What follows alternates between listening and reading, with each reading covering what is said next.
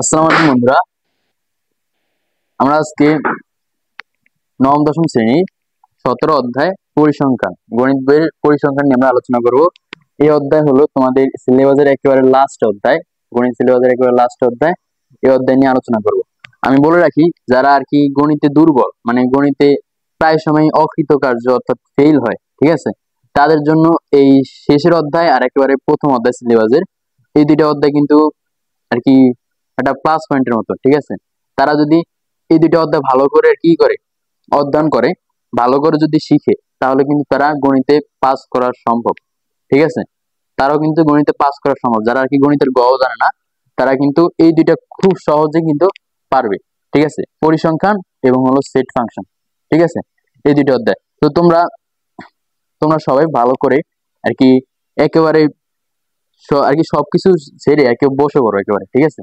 তোমরা মনোযোগ দিয়ে একবার ফুল ফোকাস দিয়ে এই ভিডিওটা দেখো, তাহলে তোমাদের আশা করি এই অধ্যায়টা তোমাদের পুরোপুরি ক্লিয়ার হয়ে যাবে, ঠিক আছে। আমরা কি এই অধ্যায়ের দুইটা ভিডিও দিব, একটা দেবো থিওরি, একটা দেবো ম্যাথ সলভিং, ঠিক আছে। আর এটা হলো প্রথম ক্লাস এই অধ্যায়ের, এটা হলো থিওরি, ঠিক আছে।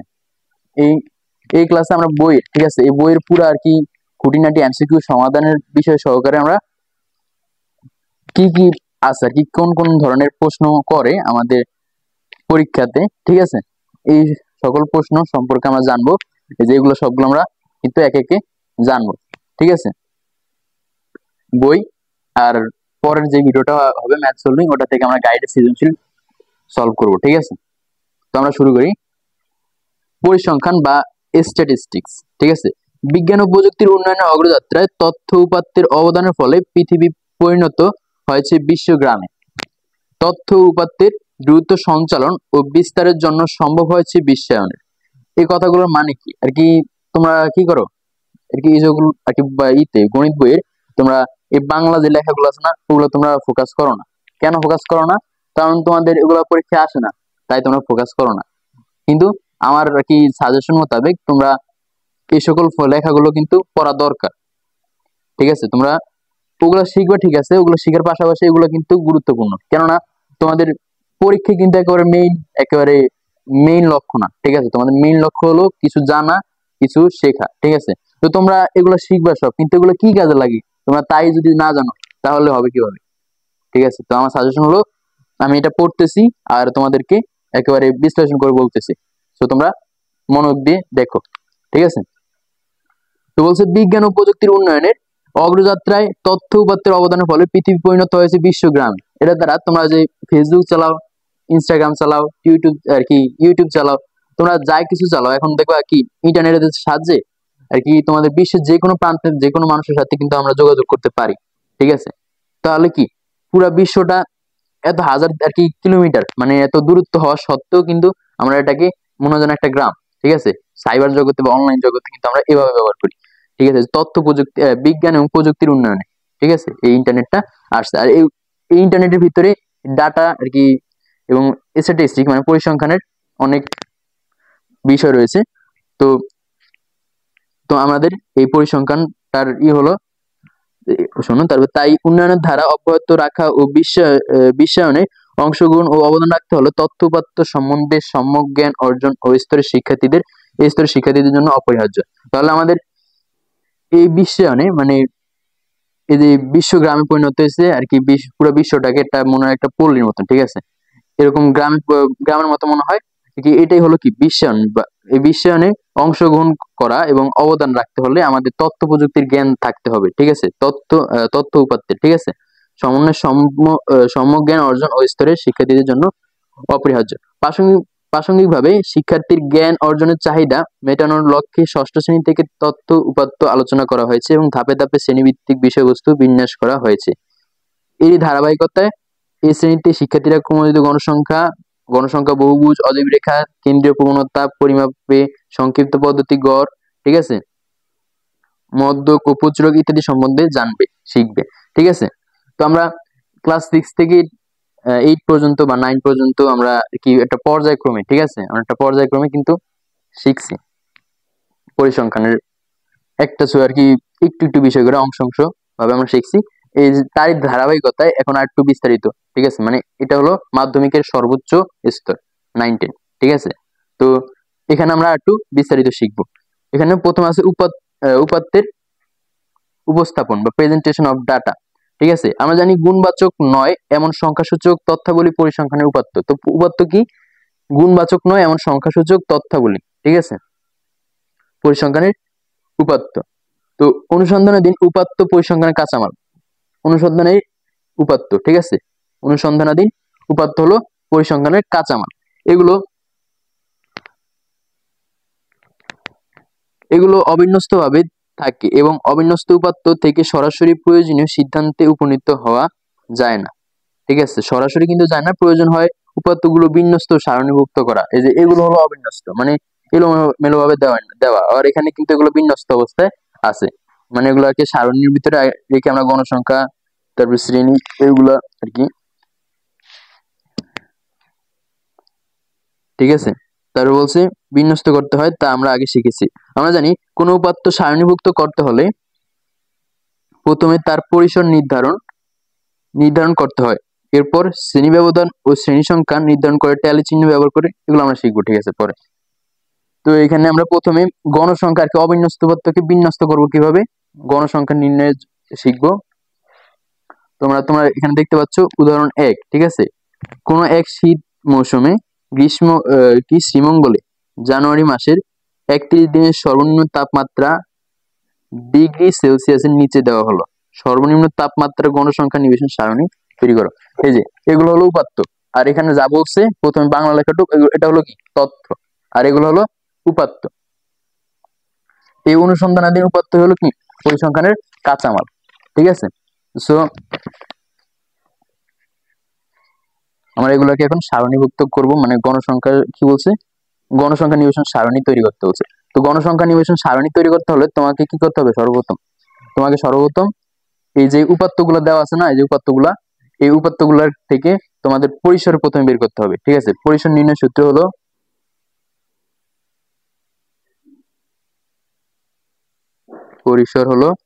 সর্বোচ্চ সংখ্যা। ঠিক আছে, উপাত্তগুলোর ভিতরে সর্বোচ্চ যেটা আছে না, সর্বোচ্চ সংখ্যা মাইনাস সর্বনিম্ন সংখ্যা। ঠিক আছে, সর্বনিম্ন মানে সবচেয়ে ছোট যে সংখ্যাটা আছে, সংখ্যা যোগ 1, এটা হলো পরিসর সূত্র। তো সর্বপ্রথম আমাদের পরিসর বের করতে হবে, তারপর আমাদের বের করতে হবে শ্রেণী সংখ্যা, তারপরে করতে হবে আমাদের কি এই গণসংখ্যা নিবেশন সারণীটা আমরা তৈরি করব। ঠিক আছে, তো আমরা তারপরে বের করি শ্রেণী সংখ্যার সূত্র আছে। শ্রেণী সংখ্যার সূত্রটা কি, শ্রেণী সংখ্যা, ঠিক আছে, শ্রেণী সংখ্যা সমান পরিসর বাই শ্রেণীব্যক্তি। ঠিক আছে, পরিসর বাই শ্রেণীব্যক্তি,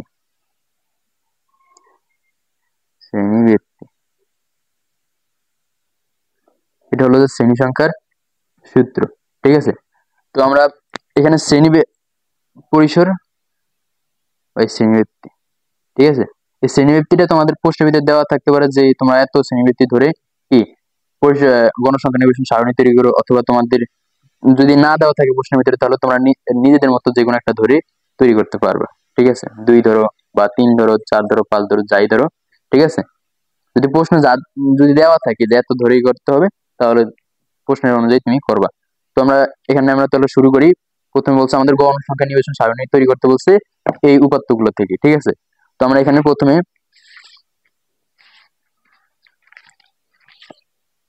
কি করবো, প্রথমে বের করবো পরিসর। তো এখানে সর্বোচ্চ সংখ্যা। ঠিক আছে, সর্বোচ্চ সংখ্যা এগুলোর ভিতরে সর্বোচ্চ সংখ্যা কোনটা, সর্বোচ্চ এখানে 14 পাইছি। ঠিক আছে, 14 উপরে আছে কিনা দেখি, না 14 উপরে নেই, তাহলে সর্বোচ্চ সংখ্যা এখানে 14 এবং সর্বনিম্ন সংখ্যা আমি কিন্তু একবার বেসিক থেকে একবার ভেঙে ভেঙে দিচ্ছি আর কি, যারা বুঝো না তারা কিন্তু একবার মনোযোগ দিয়ে দেখো। ঠিক আছে, সর্বনিম্ন সংখ্যা মানে সবচেয়ে ছোট সংখ্যা কোনটা আমরা দেখি, 10, 10 নিচে 9, 8, তারপরে 7, তারপরে 6। ঠিক আছে, সর্বনিম্ন সংখ্যা আছে 6। তো আমাদের এখান থেকে কি করতে হবে, পরিসর বের করতে হবে। সুতরাং পরিসর পরিসর সমান সর্বোচ্চ সংখ্যা হলো 14। ঠিক আছে, আমরা জানি পরিসরের সূত্র কিন্তু আমরা জানি। ঠিক আছে, পরিসরের সূত্র তোমার এখানে কিন্তু অনেকগুলা, ঠিক আছে, এই পরিসংখ্যান অধ্যায়ে কিন্তু অনেকগুলো সূত্র আছে। তোমরা সকল সূত্র, ঠিক আছে, মুখস্থ রাখবা, তাহলে যাতে তোমার পরিসংখ্যানের ভিতর থেকে 2টা আসে। ঠিক আছে, পরীক্ষায় কয়টা আসে, 2টা, ওই দুইটাই যাতে তোমরা কনফার্মলি দিতে পারো। ঠিক আছে, ওই দুইটা দিতে পারলে কিন্তু অনেকখানি মার্ক আগিয়ে যাবে। তারপর তোমরা এখান থেকে এমসিকিউ দিতে পারবা, এসকিউ দিতে পারবা, মানে শর্ট কোশ্চেন দিতে পারবা। তারপরে তোমরা সেট ফাংশন থেকে বা সেট ফাংশন থেকে একটা দিবে। ঠিক আছে, ওই সেট ফাংশন থেকে একটা কি করলে, সেট ফাংশনটা ভালো করে করলে তো তোমরা সেখান থেকেও কিন্তু শর্ট কোশ্চেন দিতে পারবা, আবার ওই এমসিকিউ দিতে পারবা, আবার একটা সিএনসিউ দিতে পারবা। এভাবে ইজিলি তোমরা কিন্তু পাস মার্ক উঠিয়ে ফেলতে পারবা। ঠিক আছে, তো তোমরা খুবই মনোযোগ দিয়ে দেখো। ঠিক আছে, তো পরিসরের সূত্র হলো কি, সর্বোচ্চ সংখ্যা মানে সর্বনিম্ন সংখ্যা যোগ 1। তো এখানে সর্বোচ্চ সংখ্যা আমরা পাইছি কত, 14 বিয়োগ সর্বনিম্ন সংখ্যা 6 যোগ 1। তো 14 থেকে 6 গেলে থাকবে কত, 14 থেকে 6 গেলে থাকবে 8 যোগ 1 সমান 9। তো আমাদের পরিসর পাইছি কত, 9। 9 হলো পরিসর। তো এবার বের করতে হবে কি, শ্রেণী সংখ্যা। গণসংখ্যা সারণী তৈরির ক্ষেত্রে তোমরা নোট করে নাও, মনে না থাকলে নোট করে নাও। প্রথমে কি করবা, প্রথমে বের করো পরিসর, তারপরে শ্রেণী সংখ্যা, তারপরে যা গণসংখ্যা নির্বাচন সারণীটা তৈরি করবো। তো আমরা এবার শ্রেণী সংখ্যা, সুতরাং আমরা শ্রেণী ব্যবধান যেহেতু প্রশ্নের ভিতরে বলা নাই, আমরা এখানে 5 ধরবো। তোমরা যা ইচ্ছে ধরতে পারো, আমি 5 ধরলাম। ঠিক আছে, তো শ্রেণী ব্যবধান এভাবে করলে কিন্তু তোমাদের একেবারে ফুল মার্ক দিবে। ঠিক আছে, আমি যেভাবে করতেছি এই টেমপ্লেটে করলে কিন্তু ফুল মার্ক পাওয়ার সম্ভাবনা বেশি। ঠিক আছে, শ্রেণী ব্যবধান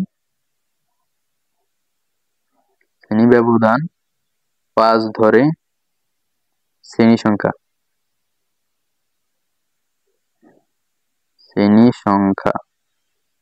শ্রেণী সংখ্যার সূত্র আমরা কি জানি, এই যে শ্রেণী সংখ্যার সূত্র হলো কি, পরিসর বাই শ্রেণী ব্যক্তি। তো এখানে পরিসর আছে কত, পরিসর পাইছি আমরা 9, আর শ্রেণী ব্যক্তি আমরা 5 ধরছি। তো 9 কে 5 দিয়ে ভাগ করলে কত আসে,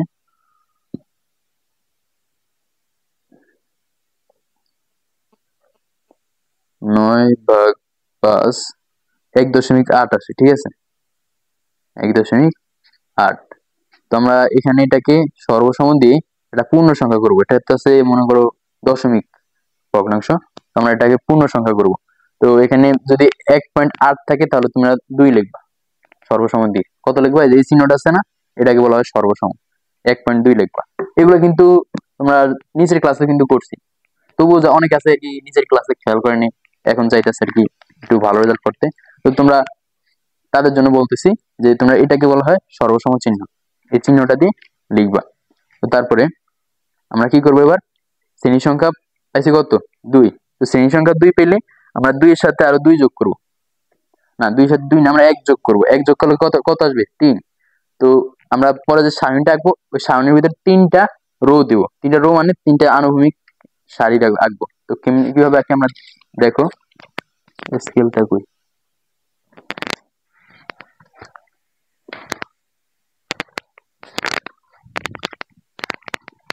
এটা পাইছি স্কেল, এটা দিয়ে আমরা এভাবে 3টা আনুভূমিক সারি আঁকবো। আঁকি, আমরা এখানে আরেকটু লিখবা যে সুতরাং শ্রেণী ব্যবধান 5 ধরে শ্রেণী ব্যবধান 5 ধরে গণসংখ্যা নির্বাচন সারণী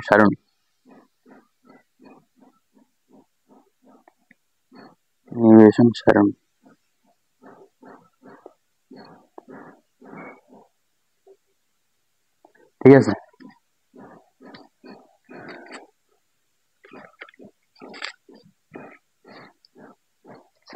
তো আমরা এভাবে 3টা আনুভূমিক সারি দেব, 1 2 এখানে 1, ঠিক আছে, 1 2 এই 3। ঠিক আছে, 3টা আনুভূমিক সারি দিছি, এভাবে দিব আমরা 3টা, এভাবে আর কি কলাম। ঠিক আছে, কলাম 3টা দিব। একটা হলো শ্রেণী, ঠিক আছে, আমরা কি করতেছি, অবিন্যস্ত যে উপাত্তগুলো আছে না, এই অবিন্যস্ত উপাত্তগুলা, এই অবিন্যস্ত উপাত্তগুলোকে আমরা বিন্যস্ত করতেছি। ঠিক আছে, আমরা অবিন্যস্ত উপাত্ত বিন্যস্ত করতেছি, মানে এগুলো কি তোমাদের প্রশ্ন বলবে যে উপাত্তগুলোকে গণসংখ্যা নিবেশন সারণী তৈরি করো। ঠিক আছে, উপাত্তগুলোর গণসংখ্যা নিবেশন সারণী তৈরি করো, এভাবে বলবে প্রশ্নতে। তো আমরা প্রথমে কি করবো, পরিসর, তারপর শ্রেণী ব্যবধান, তারপরে সারণী। প্রথমে হচ্ছে যে শ্রেণীবৃত্তি, তারপর আছে ট্যালি, তারপরে গণসংখ্যা, এই 3টা কলাম। তাহলে তোমরা এখানে লিখবা যে কোন কলাম কি থাকবে।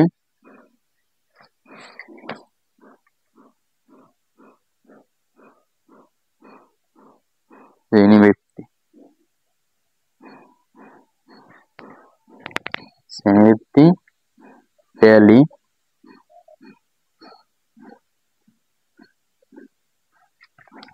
ট্যালি, গণসংখ্যা।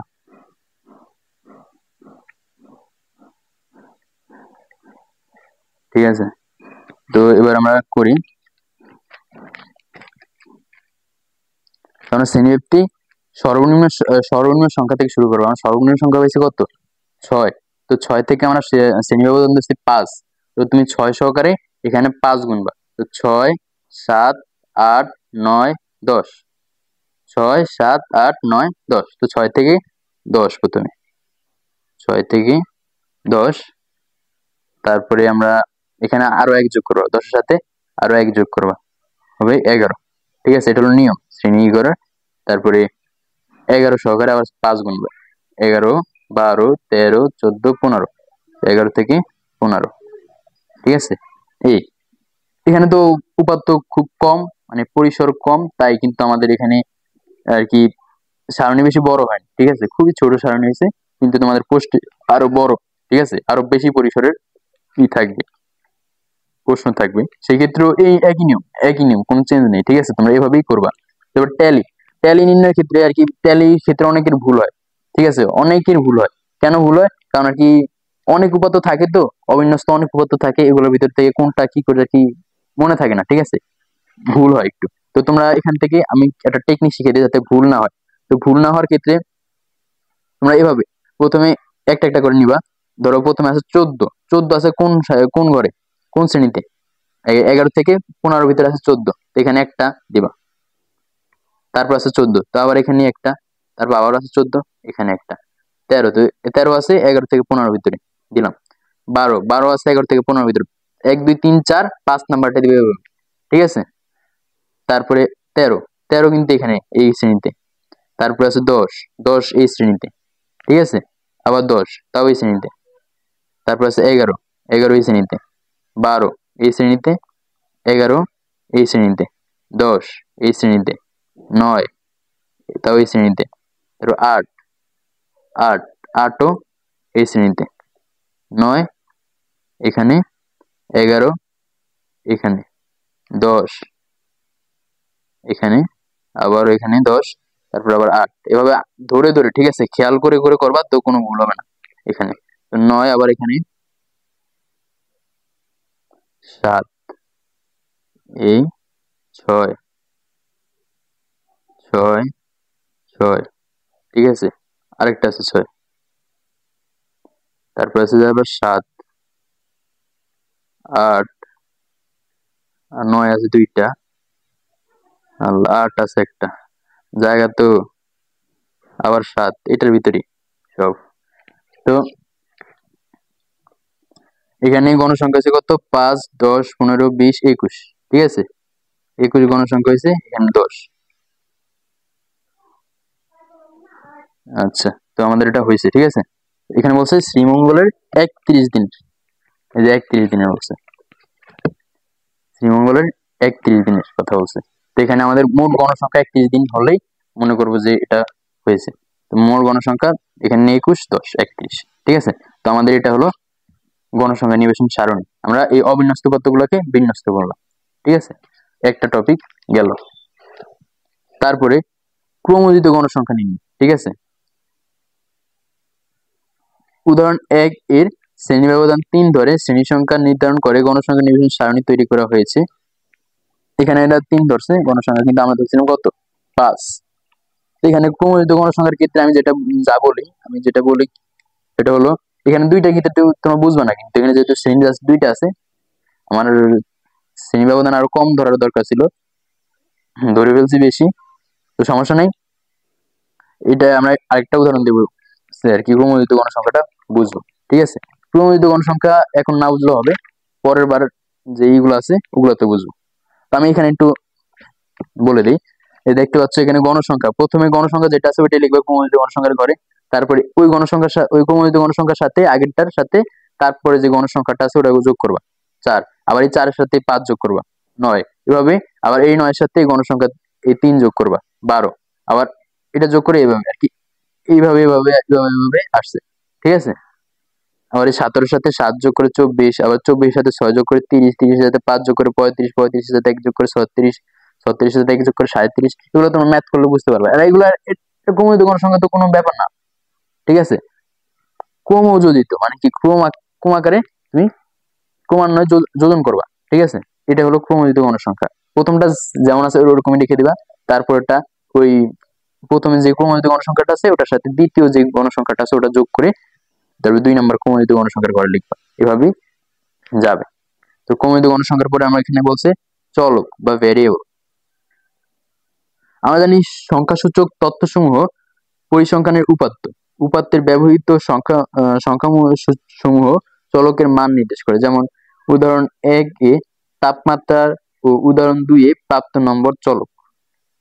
ঠিক আছে, উদাহরণ 1 ঠিক আছে, উদাহরণ 1 বলছে যে শ্রীমঙ্গলের 31 দিনের তাপমাত্রা, এই তাপমাত্রা হলো চলক, আর 2 এ বলছে 2 প্রাপ্ত নম্বর, মনে হয় কোন শ্রেণীর প্রাপ্ত নম্বরের কথা বলছে। যাক, এগুলো হলো চলক। চলক দুই প্রকার, একটা হলো অবিচ্ছিন্ন চলক আর একটা হলো কি বিচ্ছিন্ন চলক, ডিসক্রিট এন্ড কন্টিনিউয়াস ভেরিয়েবল। পরিসংখ্যানে ব্যবহৃত চলক দুই প্রকারের হয়, যেমন বিচ্ছিন্ন চলক ও অবিচ্ছিন্ন চলক। যে চলকের মান শুধুমাত্র পূর্ণ সংখ্যা হয় তা বিচ্ছিন্ন চলক। বিচ্ছিন্ন চলক কারা? যে সকল চলকের মান পূর্ণ সংখ্যা। ঠিক আছে, যেমন এখানে তোমরা দেখতে পাচ্ছ যে প্রথমে যে আমরা উদাহরণটা করছিলাম ওটার ভিতরে বলছিল কি শ্রীমঙ্গলের তাপমাত্রা হলো চলক, এই তাপমাত্রা চলকের মানগুলো কি সবগুলো পূর্ণ সংখ্যা। এই যে এগুলা আমরা বেশি কি পূর্ণ সংখ্যা পাইছি না, তো এগুলো হলো কি বিচ্ছিন্ন। আর অবিচ্ছিন্ন হবে কোন সময়? যখন এগুলো খন্ড সংখ্যা হবে। ঠিক আছে, চলকের মানগুলো যে সময় খন্ড সংখ্যা হবে তখন এই কিন্তু এটা হবে অবিচ্ছিন্ন। ঠিক আছে, এই কনসেপ্টটা তোমরা ভালো করে কি পড়ে নিবা, এটুকু পড়বা। আর এটা তেমন কিছু না, যে জাস্ট পূর্ণ সংখ্যা হলে মানে দশমিক না থাকলে ওটা হলো যে বিচ্ছিন্ন, আর দশমিক থাকলে ওটা অবিচ্ছিন্ন। ঠিক আছে, এটা কিন্তু এমসিকিউ দিয়ে দেয় মাঝে মাঝে। ঠিক আছে, তার উপত্যের লেখচিত্র graphs or plots of data. ঠিক আছে, আমরা দেখেছি যে অনুসন্ধানাধীন সংগৃহীত উপাত্ত পরিসংখ্যানের কাঁচামাল, এগুলো গণসংখ্যা নিবেশন সারণীভুক্ত বা ক্রমযোজিত সারণীভুক্ত করা হলে এদের সমন্বয় সম্বন্ধে সম্যক ধারণা করা ও সিদ্ধান্ত নেওয়া সহজ হয়। এই সারণীভুক্ত উপাত্তসমূহ যদি লেখচিত্রের মাধ্যমে উপস্থাপন করা হয় তবে তা বোঝানোর জন্য যেমন আরো সহজ হয় তেমনি চিত্তাকর্ষক হয়। মানে আমাদের যে উপাত্তগুলো আছে না, বিন্যস্তক বা অবিন্যস্তক, প্রথমে এগুলো বিন্যস্ত অবস্থা থাকলে আমরা ওগুলো কি করি আর কি, অবিন্যস্ত অবস্থা থাকলে আমরা কি করি বিন্যস্ত করি, মানে এই সারণীভুক্ত করি, গণসংখ্যা নিবেশন সারণীভুক্ত করি, তারপর গণসংখ্যা দিয়ে বা কি দিয়ে, হয়তো গণসংখ্যা দিয়ে নয়তো ক্রমযুক্ত গণসংখ্যা দিয়ে আমরা একটা চার্ট তৈরি করি, মানে একটা গ্রাফ তৈরি করি, একটা চিত্র আকারে মানে ভিজুয়াল ভাবে আমরা ডাটাটাকে উপস্থাপন করি, প্রেজেন্টেশন করি। তো সেক্ষেত্রে কি হয়, যেটা আমরা আর কি আঁকি, যে গণসংখ্যা বহুভুজ আঁকি বা আয়তলেখ আঁকি বা অজীব রেখা আঁকি, এটা দেখতে কিন্তু আর কি চিত্তাকর্ষক, মানে কি সুন্দর লাগে একটু। ঠিক আছে, মনে করো তোমরা যদি আমি যখন আঁকি আর কি গ্রাফ আঁকি তখন কিন্তু আমার কাছে অনেক ভালো লাগে। ঠিক আছে, তারপরে তোমার এটা কিন্তু যে কোনো প্রেজেন্টেশন করাটাও কিন্তু সহজ এই এর মাধ্যমে, যে মনে করো এই আয়তলেখার মাধ্যমে দেখালাম যে কোনখানে আয়তলেখার যে ইটা আছে না, প্রথম আয়তটা ছোট, তারপরটা একটু উঁচা, ঠিক আছে, তারপরটা একটু উঁচা বা একটু নিচু, মানে এর মানে কি যে আমাদের উপাত্তের যে ইটা আছে না ফ্রিকোয়েন্সি, ওগুলা কি উঁচু উঁচু নিচু হচ্ছে, মানে ঠিক আছে, গণসংখ্যা বাড়ছে কমছে বাড়ছে কমছে। ঠিক আছে, এটা হলো কি লেখচিত্রের তোমার গুরুত্ব। ঠিক আছে, তার গণসংখ্যা আমরা এখন শিখবো গণসংখ্যা বহুভুজ বা ফ্রিকোয়েন্সি পলিগন।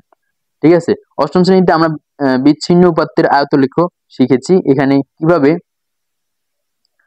প্রথমে অবিচ্ছিন্ন উপাত্তের আয়তলেখ এঁকে তার গণসংখ্যা বহুভুজ আঁকা হয়, তা উদাহরণের মাধ্যমে উপস্থাপন করা হলো।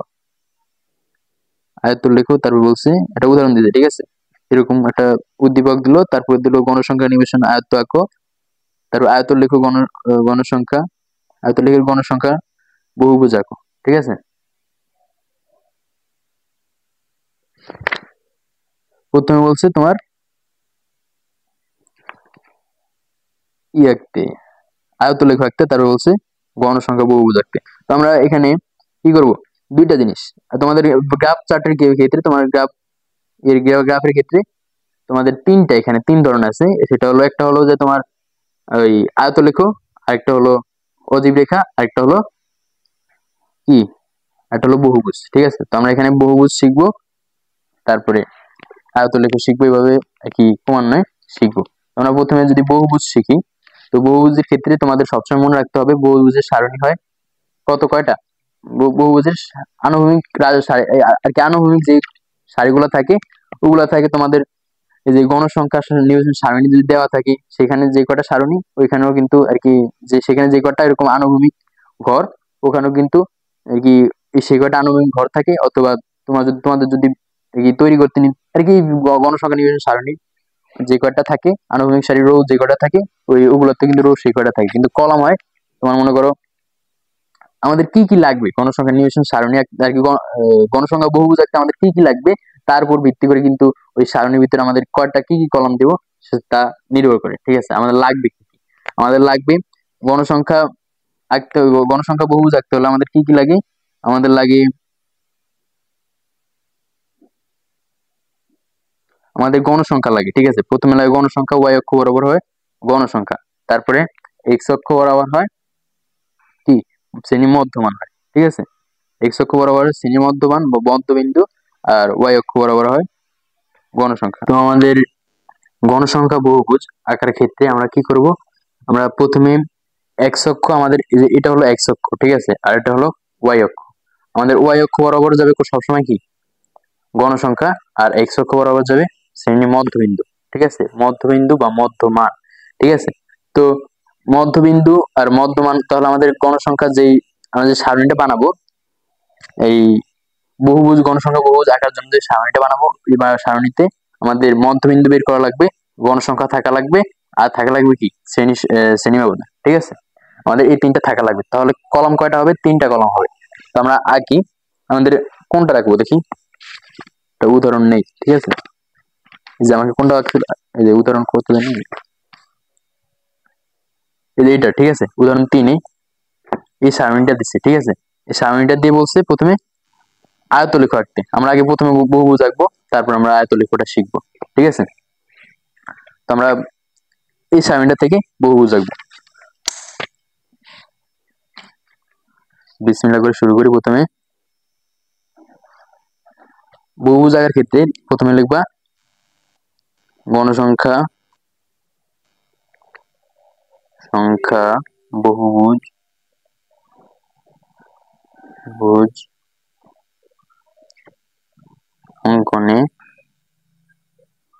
অঙ্কনে প্রয়োজনীয় সারণী, ঠিক আছে, প্রয়োজনীয়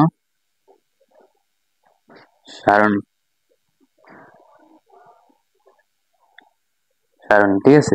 তো এখানে তোমার সারণীর আনুভূমিক ভাবে মানে রো দিবা কয়টা, সেটা হবে এখানে কয়টা আছে ঘর, একটা, দুইটা, তিনটা, চারটা, পাঁচটা, ছয়টা, এভাবে আমরা ছয়টা দাগ দিই, ছয়টা ঘর আঁকবো।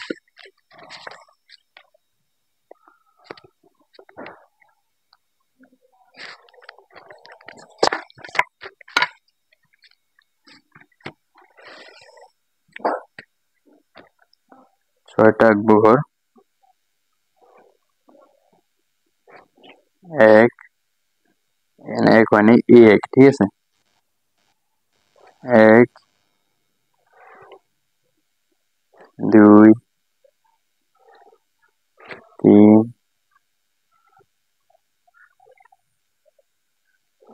চার,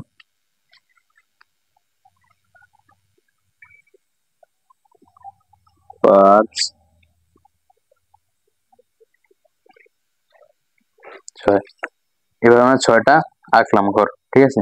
আর এভাবে হবে কয়টা, তিনটা, গণসংখ্যা বহুপদীর ক্ষেত্রে কলম হবে 3টা, 1 2 3। ঠিক আছে, আমি সুন্দর করে আঁকিনি, তোমার আরো সুন্দর করে আঁকবা। তো প্রথমটা হলো যে শ্রেণীব্যক্তি, বা শ্রেণী দিলে চলবে, শ্রেণীব্যক্তি শ্রেণীব্যক্তি। তারপরটা হবে গণসংখ্যা, আর তারপরটা হবে মধ্যবিন্দু। ঠিক আছে, মধ্যবিন্দু, শ্রেণীব্যক্তি থেকে আমরা মধ্যবিন্দু বের করবো। তো তারপরটা দেবো মধ্যবিন্দু, তারপর হবে কি গণসংখ্যা। আমাদের আঁকতে যা যা লাগবে আর কি। ঠিক আছে, আমাদের আঁকতে এই সকল উপাত্তগুলা লাগবে। তো শ্রেণীগুলো আমাদের কি কি আছে, 46 থেকে 50, 51 থেকে 55। 46 থেকে দেখে দেখে জাস্ট উঠে দেবা, অনেক ইজি।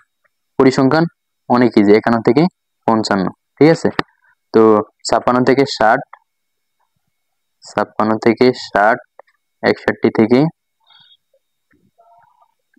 65, 66 থেকে 70। এই হলো। আর গণসংখ্যাগুলা দেখে দেখে উঠিয়ে নিবা, 5, 10, তারপরে 20, 15, 10। ঠিক আছে, এখন আমরা মধ্যবিন্দু কিভাবে বের করবো। মধ্যবিন্দু বের করার ক্ষেত্রে তোমরা এই শ্রেণীর প্রথম আর কি নিম্ন সীমা আর উচ্চ সীমা যোগ করে 2 দিয়ে ভাগ দিবে। ঠিক আছে, এখানে 46 আর 50 যোগ করলে হবে 90, 90 96, 96 2 দিয়ে ভাগ দিবা। 96 2 দিয়ে ভাগ দিলে আসবে কত আসবে, 96 2 দিয়ে ভাগ দিলে 45 আর 3, 45 3 48। ঠিক আছে, তো 48 হলো মধ্যবিন্দু এই শ্রেণীর। আর এই শ্রেণীর মধ্যবিন্দু হবে তারপর তোমার প্রথম মধ্যবিন্দুটা বের করার পর তারপর মধ্যবিন্দু গুলো কিভাবে বের করবা। তো প্রথম মধ্যবিন্দুর সাথে তোমার আর কি শ্রেণী ব্যবধান যোগ করে দিলে কিন্তু বাকিগুলো বেরিয়ে আসবে। তো এখানে শ্রেণী ব্যবধান কত, এখানে শ্রেণী ব্যবধান আছে তোমার 5 করে। ঠিক আছে, তো এখানে শ্রেণী ব্যবধান 5 করে থাকলে কিভাবে 5 করে, এই 51 থেকে 46 বাদ দিলে কত 5 থাকে, তাহলে 5 শ্রেণী ব্যবধান কত 5। তো এখানে 48 থেকে সাথে 5 যোগ করলে কিন্তু আমরা এখানে শ্রেণী আর কি মধ্যবিন্দুটা পেয়ে যাবো। তো 5 যোগ করলে কত আসবে 53, 53 সাথে 5 যোগ করলে আসবে 58, 58 সাথে 5 যোগ করলে আসবে 63। ঠিক আছে, 63 সাথে 5 যোগ করলে 68। একদম ইজি, শেষ। এবার আমরা জাস্ট একটা লেখা লিখবো, লেখা লেখার পরে তারপর আমরা আঁকা শুরু করবো বহুভুজ। ঠিক আছে, লেখাটা কি হবে, লেখাটা তোমরা মনে রাখবা। ঠিক আছে, তোমরা কি কি কি কি থাকবে তোমরা বুঝিয়ে লিখবা কি। এখানে প্রথমে ছক কাগজে, ঠিক আছে, লিখবা ছক কাগজে। আমি যেই টেমপ্লেটে লিখতেছি তুমি সেই টেমপ্লেট লিখলে কিন্তু তোমাদের মার্ক কাটার কোনো সম্ভাবনা নাই। ঠিক আছে, ছক কাগজে, ছক কাগজে এক্স অক্ষ বরাবর, অক্ষ বরাবর প্রতি এক ঘর সমান সমান এক্স অক্ষ বরাবর প্রতি এক ঘর সমান আমরা কি হিসেবে নেব, আমরা এই মধ্যবিন্দু। ঠিক আছে, শ্রেণী মধ্যবিন্দু নিব এক্স অক্ষ বরাবর, আর শ্রেণী মধ্যবিন্দু নিব এক্স অক্ষ বরাবর, আর ওয়াই অক্ষ বরাবর নিব কি গণসংখ্যা। তো প্রতি এক ঘর সমান কত একক ধরবো সেটা কিন্তু একটা ভাবার বিষয়। ঠিক আছে, সেটা ধরবো আমাদের আর কি শ্রেণী ব্যবধান কত তার ভিত্তিতে। ঠিক আছে, তো এখানে আমরা শ্রেণী ব্যবধান হলো 5, 5 ইজিলি 5টা, এই একটা এর ভিতরে 5টা ঘর আছে। ঠিক আছে, এক 1 2 3 4 5। ঠিক আছে, 5টা আমরা, তো প্রতি ঘরে আমরা কয়টা, প্রতি ঘর সমান 1 ধরলে কিন্তু আমাদের এটার ভিতরে আটবে। ঠিক আছে, তো আমাদের গ্রাফ পেপার যেটা দেবে এক্সামে, ওই পেপারের সাইজ অনুযায়ী কিন্তু আমরা কি করবো, সাধারণত এই সাইজে দিয়ে থাকে, মানে একটা গ্রাফ ফুল গ্রাফ পেপারকে 4 ভাগে ভাগ করে দেয়। ঠিক আছে, তো এটার ভিতরে তোমাদের আটাতে হবে। ঠিক আছে, সেই অনুযায়ী কিন্তু এখানে লিখবা এক ঘর সমান তুমি কত নিবা, কত একক নিবা। তো এক ঘর সমান এখানে আমার এক একক নিলেও কিন্তু চলে, আমি এক একক নিই। এক ঘর সমান এক একক, একক এক একক কিনু মধ্যবিন্দু। ঠিক আছে, শ্রেণী মধ্যবিন্দু, শ্রেণী মধ্যবিন্দু, মধ্যবিন্দু এবং ওয়াই অক্ষ বরাবর, অক্ষ বরাবর প্রতি এক ঘর সমান সমান গণসংখ্যার, ঠিক আছে, গণসংখ্যার একক নিলেই চলবে, ঠিক আছে। এক ঘর সমান গণসংখ্যার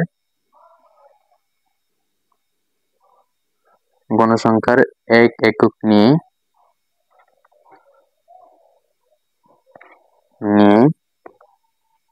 গণসংখ্যা বহুভুজ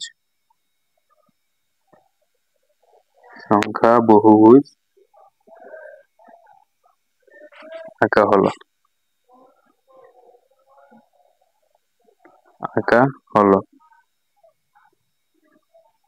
ঠিক আছে। আর আরেকটু লেখা লিখবা যে মূল বিন্দু হতে, ঠিক আছে। আমি সব লেখার কিন্তু তোমাকে মানে বুঝাবো, ঠিক আছে। জাস্ট ধৈর্য ধরে ভিডিওটা দেখো, ঠিক আছে। এর মানে আর কি আমি কিন্তু বলতেছি না, আমি কিন্তু কোনো সময় কিন্তু না বুঝে মুখস্থ করাটাকে আমি কি সমর্থন করি না। আমি বলতেছি না এটা পুরোটা মুখস্থ করা লাগবে, আমি তোমাদেরকে বুঝিয়ে দেবো যে এটা পুরাটা আর কি প্রতিটা ওয়ার্ড বাই ওয়ার্ড আর কি প্রতিটা লাইনের মানে আমি তোমাকে বুঝিয়ে দেবো, ঠিক আছে। আগে লিখতে দাও, তারপর আমি আঁকবো, আঁকার পর তোমাকে বুঝিয়ে দেবো এটা মানেটা কি, ঠিক আছে। মূল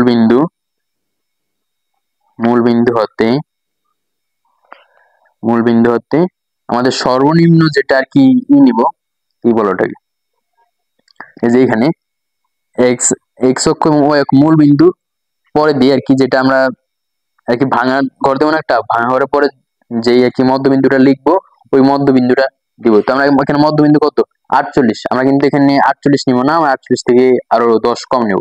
48 থেকে আর 10 কম নিলে কত হবে 38, তোমরা 38 পর্যন্ত, ঠিক আছে।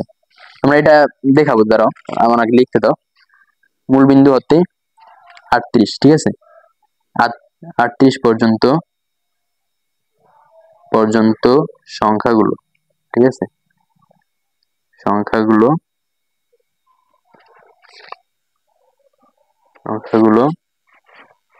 আছে বোঝাতে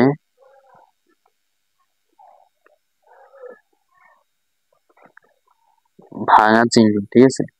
আমি এভাবে দিই, অনেকে আবার এভাবে দেয় ভাঙা চিহ্নটা কি, অনেকে এভাবে দেয়, যেভাবে দেয় এইভাবেও দেয় অনেকে, ঠিক আছে। কিন্তু আমি এভাবে দিই, তো এইভাবে লিখলাম, তোমার ইচ্ছে তুমি যেভাবে দাও, সমস্যা নেই। বোঝাতে ভাঙা চিহ্ন, ঠিক আছে, ভাঙা চিহ্ন ব্যবহার করা হলো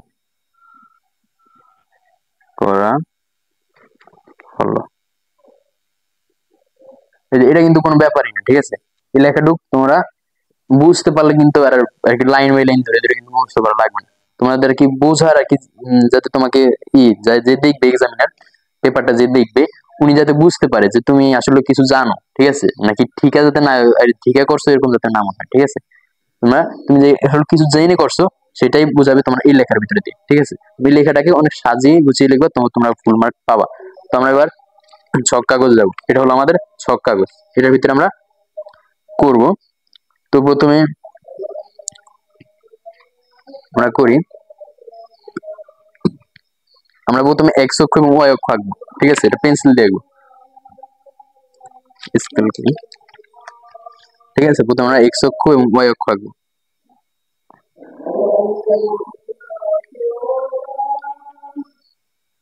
এটা নিলাম আমার ওয়াই অক্ষ, ঠিক আছে, এই ওয়াই অক্ষ আঁকলাম।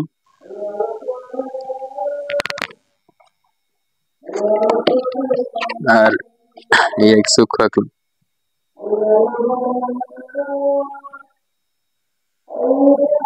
এখানে আমি আঁকছি আমার কি সুবিধার্থে, আমার জায়গা হবে তাই আমি এভাবে আঁকছি, ঠিক আছে। তোমাদের যদি জায়গা না হয় তুমি এটা তোমরা সেভাবে আর কি বুঝে শুনে আঁকবা, ঠিক আছে। তোমরা দেখতে পাচ্ছ আশা করি, এটা হলো এক্স অক্ষ এবং এটা হলো ওয়াই অক্ষ, দুইটা দাগ, ঠিক আছে। একটু গাঢ় করে দিবা, ঠিক আছে, একটু গাঢ় করে দিবা।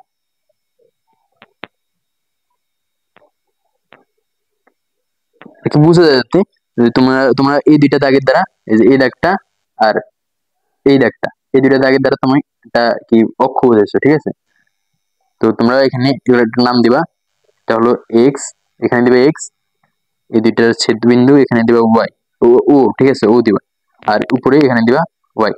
এটা হলো মূল বিন্দু, এটাকে বলা হয় কি মূল বিন্দু, ঠিক আছে।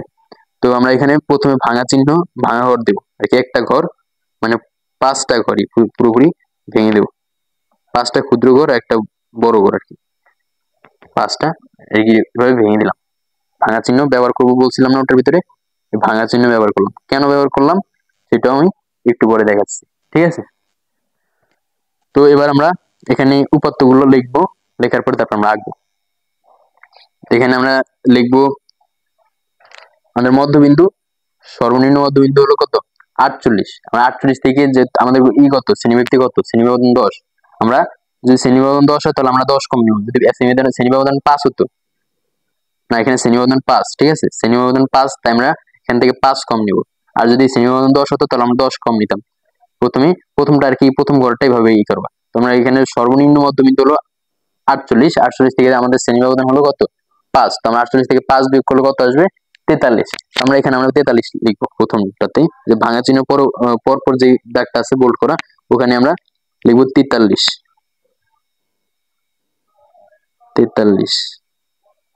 পেন্সিলটা আমি কলম দেখি, ঠিক আছে, তোমরা পেন্সিল দেখবে, তোমরা না দেখবা না, ঠিক আছে, তোমরা কিন্তু একবার পেন্সিল দিয়ে, আমি কলম লিখতেছি আর কি।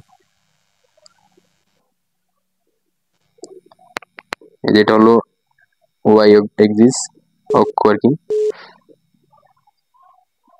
আর এটা হলো এক্স অক্ষ।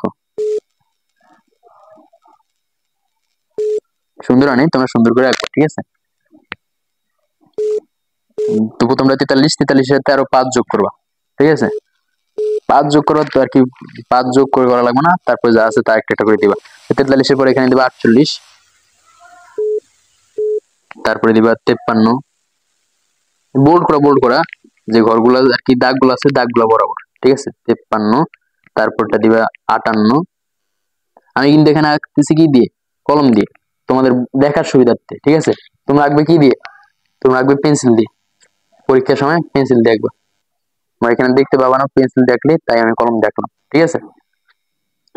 58, 58 পরে 63, ঠিক আছে, 63 পরে 68,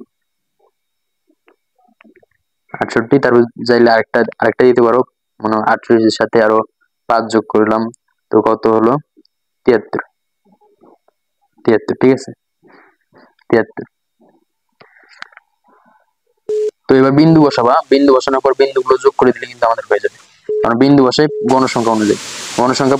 ও আচ্ছা, এদিকে গণসংখ্যা গুলো একটা লিখবা, যে প্রথম আমরা প্রতি এক ঘর সমান কত ধরছিলাম, প্রতি এক ঘর সমান একক ধরছিলাম। তো এখানে এই থেকে এই পর্যন্ত কিন্তু 5টা ছোট ছোট ঘর আছে, ঠিক আছে, তোমরা দেখতে পাচ্ছ গণ, যে 1 2 3 4 5, 5 এখানে কত 5 বোল্ড করা লাইনগুলো 5 10 15 20 25 এভাবে দিবা, ঠিক আছে। তো প্রথমে আমাদের গণসংখ্যা আছে 5, তো আমরা সেটা হলো কি 48 মধ্যবিন্দুতে, 43 দিও না আবার 48, তো এটা কিন্তু 48, ঠিক আছে, আমি দিলাম কত 45, আমরা খেয়াল করে দিবা, ঠিক আছে। 48 এখানে কত 5, এখানে দেবে না কিন্তু, এখানে দেবে না, এখানে 5, ঠিক আছে। তারপরে এটা হলো কত গণসংখ্যা 10, 53 মধ্যবিন্দু 53 তে গণসংখ্যা 10, 5 10, তার মধ্যবিন্দু 58 তে গণসংখ্যা হলো 20, 10 15 20, ঠিক আছে। তারপরে মধ্যবিন্দু 63 তে গণসংখ্যা হলো 15, 10 15, ঠিক আছে। 63 পর 68 তে হলো 10, এই 10, তোমরা পেন্সিল দিয়ে আঁকবা, আমি বারবার বলতেছি তোমরা পেন্সিল দিয়ে আঁকবা। তারপরে এই বিন্দুগুলো যোগ করে দিবা, একেবারে এখান থেকে, একেবারে এখান থেকে, ঠিক আছে, এখান থেকে এবার বিন্দুগুলো যোগ করে দিবা, দেখে দেখে খেয়াল করে সোজা করে সুন্দর করে, ঠিক আছে।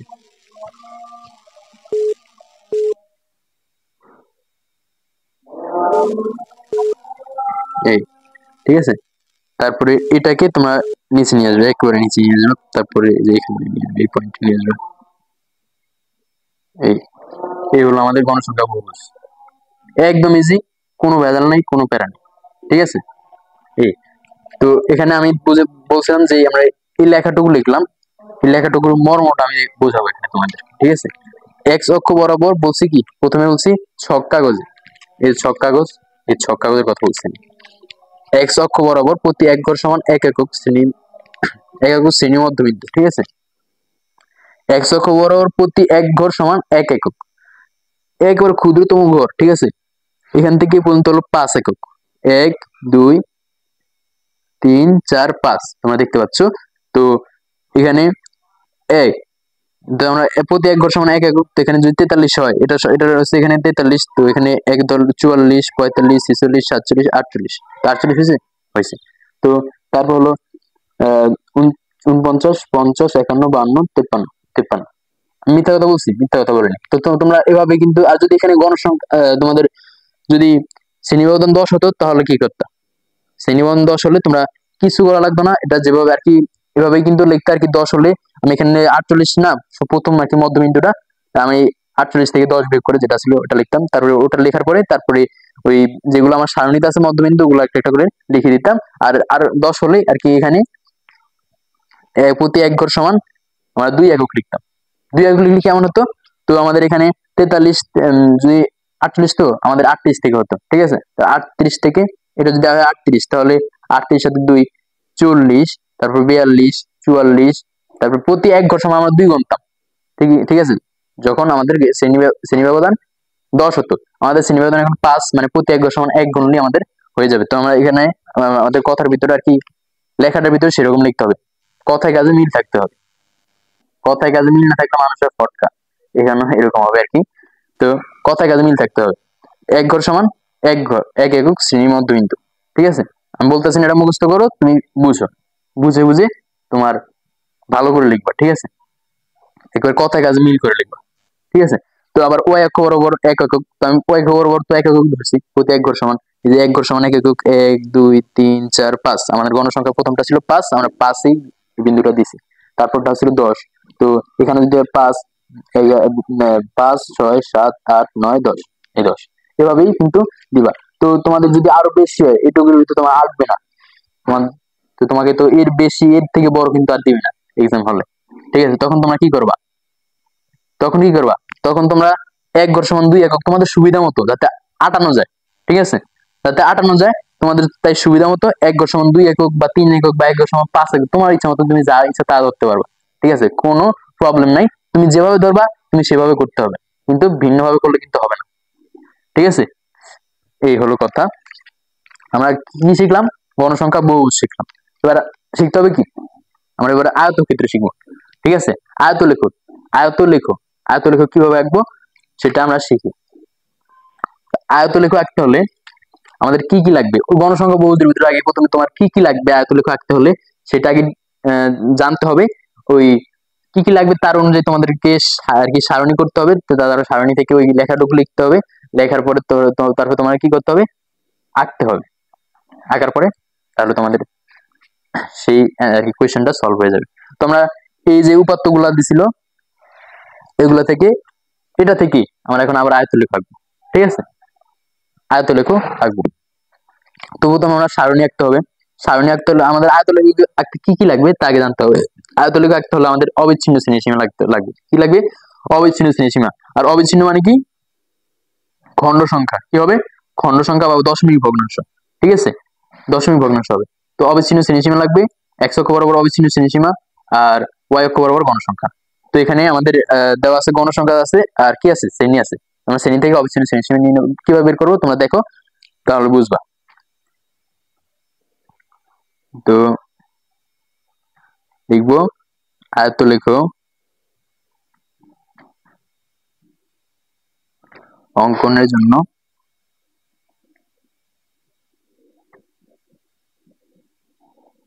প্রয়োজনীয় সারণী,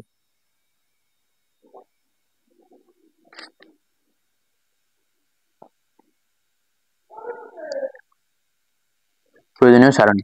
তো আমরা এখানে এখানেও আগের মতনই কয়টা ঘর আছে গুনবো, 1 2 3 4 5 6টা, 6টা ঘর আছে, আমরা এভাবে এভাবে 6টার কি ঘর আঁকবো, 6টা রো আঁকবো, ঠিক আছে।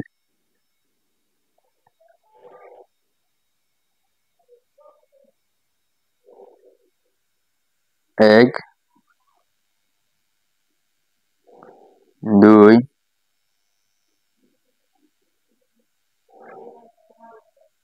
3 4 5 6, ঠিক আছে। তাহলে 6টা রো আঁকলাম। এবার কলম কটা আঁকবো? কলম 3টা আঁকবো। একটা হলো তোমাদের শ্রেণীব্যক্তি, আরটা হলো অবিচ্ছিন্ন শ্রেণীসীমা, আরটা হলো কি গণসংখ্যা। 3টা কলম, শ্রেণী ব্যক্তি, অবিচ্ছিন্ন শ্রেণীসীমা, আর হলো কি গণসংখ্যা, এই 3টা কলম, ঠিক আছে। তো প্রথমে আমরা নামগুলো লিখি। শ্রেণীব্যক্তি, শ্রেণীব্যক্তি আমার হাতে লাগে সুন্দর না, তোমরা সুন্দর করে লিখবা, ঠিক আছে। অবিচ্ছিন্ন শ্রেণীসীমা, অবিচ্ছিন্ন শ্রেণীসীমা,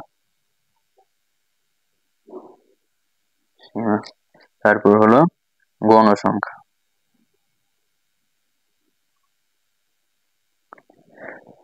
তো প্রথমে আমরা প্রশ্ন দেখি, শ্রেণী ব্যক্তি আর গণসংখ্যাটা উঠিয়ে নিব। তো আমরা প্রশ্ন থেকে শ্রেণী ব্যক্তি আর গণসংখ্যাটা উঠিয়ে নিয়েছি। তারপর আমরা অবিচ্ছিন্ন শ্রেণী সীমাটা বের করছি। কিভাবে বের করছি আমরা দেখি। আমরা এখানে প্রথমে নিম্ন সীমা আছে, যে শ্রেণী যে নিম্ন সীমা আছে 46, ঠিক আছে। প্রথম শ্রেণী ওই 46 থেকে 0.5 আর কি 0.5 বিয়োগ করবো, ঠিক আছে। 0.5 বিয়োগ করলে 45.5 আসবে। তোমরা যদি 0.5 বিয়োগ করাটা না বুঝো, তাহলে তোমরা কি করবা, তোমরা এটা বুঝো যে 46 থেকে 1 বিয়োগ করলে 45 সাথে আবার 0.5 যোগ করে দিবা, 45.5, ইজি ব্যাপার, ঠিক আছে। ঠিক আবার 50 সাথে আবার 0.5 যোগ করে দিবা, 50.5, তাহলে আবার 51.5 জায়গায় লিখবা, এই 50.5 টাকে আবার এখানে লিখবা। তো 50.5 থেকে আবার এখানে 55 আছে, 55.5, এভাবে 55.5 থেকে 60.5, 60.5 থেকে এখানে 65.5, তারপর 65.5 থেকে 70.5, ঠিক আছে, 70.5। বা আমাদের অবিচ্ছিন্ন শ্রেণীসীমা এটা হয়ে গেছে, লেখা হয়ে গেছে। এবার আমরা আঁকবো কি, লিখবো কি, ওই যে লেখাটা সব কাগজে এক্স অক্ষ বরাবর, ঠিক আছে। তো এখানে আগে যে লেখাটা ছিল আর এটার ভিতরে ডিফারেন্স শুধু এইটুকুই, যে আমরা আগেরটাতে কি এক্স অক্ষ বরাবর কি করছি, নিচি মধ্যবিন্দু, আর এখানে এক্স অক্ষ বরাবর নিব অবিচ্ছিন্ন শ্রেণীসীমা, ঠিক আছে। তো আমরা নেই, আর এখানে সর্বোচ্চ গণসংখ্যা 20, আর 20 এভেলেবল আছে, তো আমরা 20 কিন্তু থাকি, ঠিক আছে। এখানে উচ্চতা কিন্তু 20 ঘর পর্যন্ত আমরা পাই ইজিলি। তো এখানে আমাদের আর কি কত একক সমান কত ঘর সমান কত একক নিতে হবে, এখানে কোনো ভেজাল নাই। এগুলো ভেজাল থাকে কিসের ক্ষেত্রে, তোমাদের অনেক খুব বড় পরিসরের অঙ্ক করার ক্ষেত্রে তোমাদের আহ অজীব রেখার সময় কিন্তু ভেজালটা থাকে। তোমরা দেখবো তখন, তোমরা মনোযোগ সহকারে ভিডিওটা দেখো, আমরা আয়তরেখা কিভাবে আঁকবো, ঠিক আছে। প্রথমে ছক কাগজে লেখাটা তোমরা স্ক্রিনশট দিয়ে রাখতে পারো, ঠিক আছে। আমার ছক কাগজে, ঠিক আছে, ছক কাগজে এক্স অক্ষ বরাবর প্রতি এক ঘরকে, আমাদের এখানে শ্রেণীব্যক্তি 5, তো আমরা প্রতি এক ঘর সমান 1 এককই নিতে পারি, ঠিক আছে। 10 হলে আমরা 2 নিতাম। প্রতি এক ঘর সমান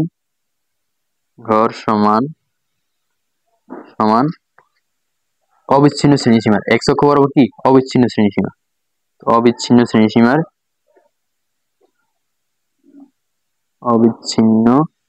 শ্রেণীসীমার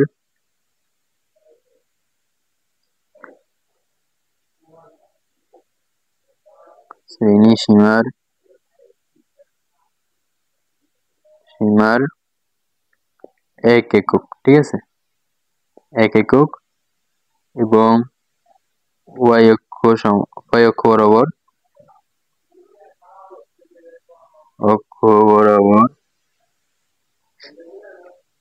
বরাবর গণসংখ্যার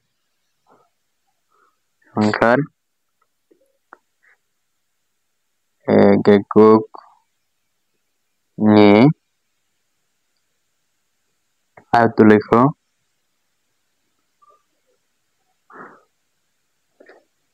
আঁকা হলো, ঠিক আছে।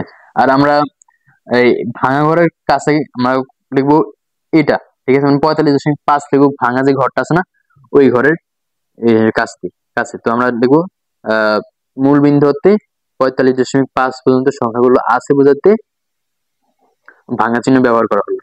ঠিক আছে, আমরা আগের বারে কি করছিলাম, আগের বারে কিন্তু মূল ঘরের কাছে ছিল 43। ঠিক আছে, আর কি মূল বিন্দু বলতে আর কি এই ভাঙা ভাঙা বিন্দুর কাছে যে বিন্দুটা ছিল এটা 43 আর কি 43 x অক্ষ বরাবর 43 ছিল। ঠিক আছে, তো আমরা লিখছিলাম কি ইতে লিখছিলাম, আমরা এখানে 38 লিখছি, এখানে 38 না তো 43 হবে। ঠিক আছে, আমি ওই সময় মনে করছিলাম যে প্রথমে মনে করছিলাম না যে শ্রেণী ব্যবধান 10, কিন্তু শ্রেণী ব্যবধান তো কত ছিল, শ্রেণী ব্যবধান ছিল 5, তো এখানে 43। ঠিক আছে, মূল বিন্দু হতে 43 পর্যন্ত সংখ্যাগুলো, এটা হলো আগেরটার ক্ষেত্রে। তো এখানে আমরা মূল বিন্দু হতে আমরা এখানে নিব কত 45.5 থাকবে। ঠিক আছে, এই ভাঙা ঘরের কাছে থাকবে কি 45.5। তো দেখবো যে মূল বিন্দু হতে মূল বিন্দু হতে হতে 45.5 সংখ্যাগুলো 5 পর্যন্ত, ঠিক আছে, পর্যন্ত সংখ্যাগুলো আছে বোঝাতে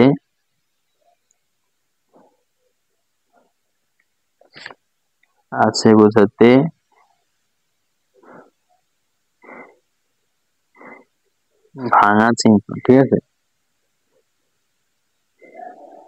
ভাঙা চিহ্ন ব্যবহার করা হলো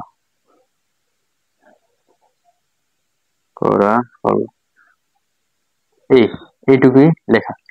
তারপর আমরা এখানে কি করব, এক্স অক্ষ এবং ওয়াই অক্ষ আঁকবো। ঠিক আছে, তো আমরা এখানে এক্স অক্ষ এবং ওয়াই অক্ষ আঁকি আগের মতনই, একদম ইজি। ঠিক আছে, আমরা এক্স অক্ষ আঁকতেছি,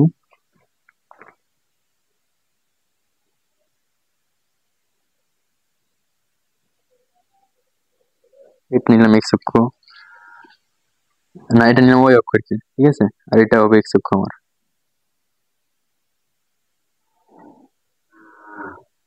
এটা হলো এক্স অক্ষ। তো এক্স, এটা মূল বিন্দু ও আর ওয়াই। ঠিক আছে, তো এখানে প্রথম ঘরটা আমরা ভেঙে দিব, ওইভাবে দিলাম ভেঙে। ঠিক আছে, এটা ভাঙা ঘর। তো এখানে মূল বিন্দুর সন্নিকটে বিন্দুটা থাকবে আমাদের 45.5। 45.5 থেকে আমরা এভাবে আসবো 45.5, তারপরে দেবো 50.5, তারপরে দেবো 55.5, তারপরে দেবো 60.5, তারপর 65, তারপরে 70। ঠিক আছে, এভাবে দেবো। এখানে কত 45.5, 45.5। আমি এখানে কলম দেখতেছি কারণ তোমরা দেখবা না, তাই তোমরা ওখানে কিন্তু অবশ্যই পেন্সিল দিয়ে আঁকবা। ঠিক আছে, তারপর 50.5, 55.5, 60.5, 65.5, তারপরে তোমার আছে 70.5, চাইলে আরেকটা নিতে পারো 75.5। ঠিক আছে, এই তারপরে কি করতে হবে, বিন্দু স্থাপন করতে হবে, তারপর যোগ করতে হবে আর কি ওয়াই অক্ষ সমান বা ওয়াই অক্ষের যেগুলো আছে গণসংখ্যা লিখে নি এই পর্যন্ত 5, আগেরটার বারের মতনই 10, 15, 20, 25। ঠিক আছে, এই লিখলাম। আর এখানে আরেকটা লেখা লিখতে পারো, এখানে তোমরা লিখবা অবিচ্ছিন্ন শ্রেণীসীমা। ঠিক আছে, অবিচ্ছিন্ন শ্রেণীসীমা, শ্রেণীসীমা। ঠিক আছে, দিয়ে একটা অ্যারো চিহ্ন দিবে এদিকে, আর এখানে দিতে পারবো গণসংখ্যা। ঠিক আছে, গণসংখ্যা, গণসংখ্যা দিয়ে এই অ্যারো চিহ্ন দিই। ঠিক আছে, তারপরে তারপরে এবার আমরা গণসংখ্যা অনুযায়ী বিন্দু স্থাপন করবো। প্রথম গণসংখ্যা কত 5, প্রথম গণসংখ্যা 5, আমরা প্রথমে 5 স্থাপন করবো 50.5 এর এখানে। ঠিক আছে, এখানে স্থাপন করবো 5, তারপরটা হলো কত 10, এই 10, তারপর হলো 20, 10, 20। ঠিক আছে, এখানে তারপর হলো 15, 10, 15, তারপরে হলো 10, 5, 10। এই ঠিক আছে, তো এবার এগুলাকে আমরা যোগ করবো, আয়তরেখার ক্ষেত্রে যোগ কিন্তু ওভাবে করলে হবে না, এবার একটু নিয়মটা ভিন্ন। ঠিক আছে, এভাবে এভাবে যোগ করতে হবে আর কি। যে সকল বিন্দুগুলো নিশ্চয়ই আমরা ওই বিন্দুগুলো কোনায় কোনায় রাখতে হবে, প্রতিটা আয়তের কোনায় কোনায় বিন্দুগুলো থাকবে, ঠিক আছে, কোণে কোণে বিন্দুগুলো থাকবে প্রতিটা আয়তের। তো প্রথম আয়তটা এরকম, এর উচ্চতা একটু 5 একক সমান হবে উচ্চতা, ঠিক আছে, এই আর কি আমাদের বিন্দুর সমান। সুন্দর করে স্কেল দিয়ে ধরে ধরে রাখবা। এই কোণ রাখলাম, তারপরে দ্বিতীয় আয়ত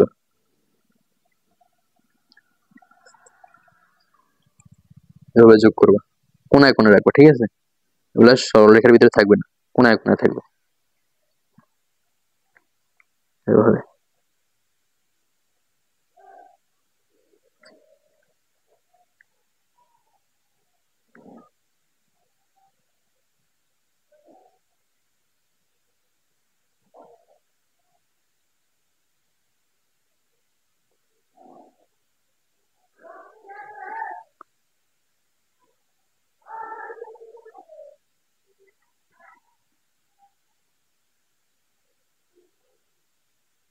তোমরা একেবারে এই পর্যন্ত দিয়ে দিতে পারো, একেবারে আয়ত যেহেতু তোমরা এইভাবে আর কি আয়ত আঁকবা আর কি। এটা একেবারে অক্ষের সাথে লাগিয়ে দিবা, ঠিক আছে, যেহেতু আয়ত না, তো আয়তের মতো লাগতে হবে, একেবারে অক্ষের সাথে লাগিয়ে দিবা এভাবে, বুঝছো, একেবারে এক্স অক্ষের সাথে লাগিয়ে দিবা। তো এটাকে এখানে এভাবে একটা দিতে হবে, তারপরটা একেবারে অক্ষের সাথে লাগিয়ে দেব, দিলাম, এই শেষ আমাদের আয়ত লেখা। একদম ইজি না? আমারটা যদিও সুন্দর হয়, ঠিক আছে। তো আয়ত লেখা শিখলাম, তারপর আঁকবো একটা আছে অজীব রেখা, ঠিক আছে, অজীব রেখা, এটা আঁকা শিখবো। তো আমাদের গ্রাফের বিষয়গুলো শেষ হবে, ঠিক আছে। এবার আমরা শিখবো অজীব রেখা। তো অজীব রেখার ক্ষেত্রে কি করতে হবে, সেক্ষেত্রে কিন্তু আমাদের ওয়াই অক্ষ বরাবর ক্রমজিত গণসংখ্যা, আর দেখতে পাচ্ছ তোমরা, আর এক্স অক্ষ বরাবর হবে কি, এক্স অক্ষ বরাবর হবে তোমাদের যে শ্রেণীব্যাপ্তি আছে না, শ্রেণীব্যাপ্তির উচ্চ সীমা, ঠিক আছে, শ্রেণীব্যাপ্তির উচ্চ সীমা। সেক্ষেত্রে আমরা যদি একটু ভিন্নটা এই একটা ভালো লাগে না বারবার করতে, তোমরা সেক্ষেত্রে আমরা যে কাজ দিয়েছিল একটা, যে 100 জন কলেজ ছাত্রের উচ্চতার গণসংখ্যা নিবেশন সারণী বহুভুজ, আমরা এই উদ্দীপকটা ব্যবহার করে আমরা এখন এটার কি আঁকবো, অজীব রেখা, ঠিক আছে। যদিও এরা বলছে কি বহুভুজ আঁকতে, কিন্তু আমরা বহুভুজ আঁকা শিখছি, আমরা এখন অজীব রেখা আঁকা শিখবো। আমরা উদ্দীপক ব্যবহার করবো কোনটা, এটা, ঠিক আছে।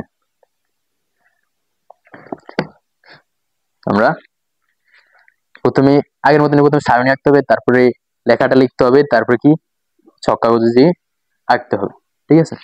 তোমরা অজীব রেখা শিখবো।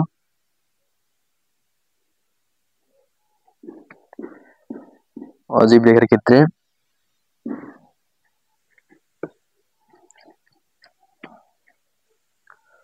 লিখতে হবে অজীব রেখা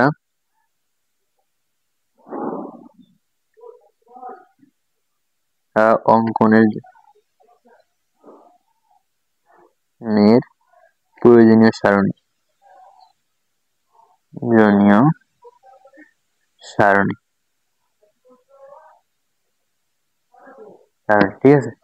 আমাদের এই ক্লাসটার লেন্থ অনেক বড় হয়ে গেছে, তো আমরা এটা করার পরে, ঠিক আছে, আমরা তারপরে যে বিষয়গুলো আছে, যে কেন্দ্রীয় প্রবণতার বিষয়গুলো পরিমাপের, মানে গড় মধ্যক প্রচুরক, এগুলো আমরা আরেকটা ক্লাসেই করবো, ঠিক আছে, আলোচনা করব। যদিও চাইছিলাম থিওরি ক্লাস একটা রাখতে, কিন্তু এখানে থিওরি ক্লাস 2টা রাখতে হবে, অধ্যায় বেশ বড়, আর আমাদের ক্লাসের লেন্থ তো প্রচুর বড় হয়ে যাচ্ছে। তো আমরা এটা করে আমরা এই ক্লাসটা সমাপ্ত করব, আমরা তারপরে আরো 2টা ভিডিও আপলোড দেব, ঠিক আছে। তারপরে এই অজীব রেখার জন্য অঙ্কনের জন্য প্রয়োজনীয় সারণী, তারপর আমাদের এখানে রোল আঁকতে হবে, কয়টা রো, মানে এইগুলো আর কি কি বলো, আনুভূমিক সারি, ঠিক আছে, আনুভূমিক সারি, ঘর কয়টা আঁকতে হবে, সেটার জন্য তোমাদের এখানে কয়টা ঘর আছে সেটা দেখতে হবে, 1 2 3 4 5 6টা, 6টা ঘর আছে, আগেরটার মতন 6টা ঘর, এখানে আমরা 6টা ঘর আঁকবো। আর আমাদের অবিচ্ছিন্ন শ্রেণীসীমা আঁকতে কি কি লাগবে, লাগবে ক্রমিত গণসংখ্যা, আর লাগবে শ্রেণীর উচ্চ সীমা। তো আমাদের শ্রেণীব্যাপ্তি একটা কলাম, আর একটা গণসংখ্যা, যে গণসংখ্যা এখানে উল্লেখ করতে হবে, কারণ আমরা ক্রমযুক্ত গণসংখ্যা বের করতে হলে আমাদের গণসংখ্যা বের করতে হবে। তো আমাদের গণসংখ্যা, শ্রেণীর উচ্চ সীমা আর কি ক্রমযুক্ত গণসংখ্যা, তার মানে কি কয়টা, 3টা কলম, আর এখানে 6টা রো, 6টা রো 3টা কলম।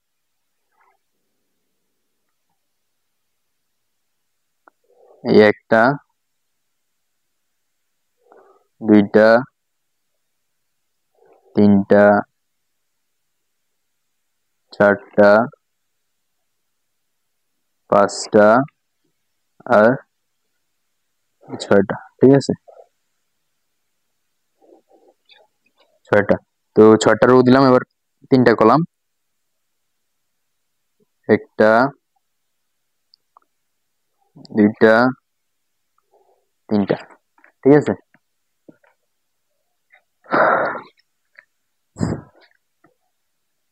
শ্রেণীব্যক্তি,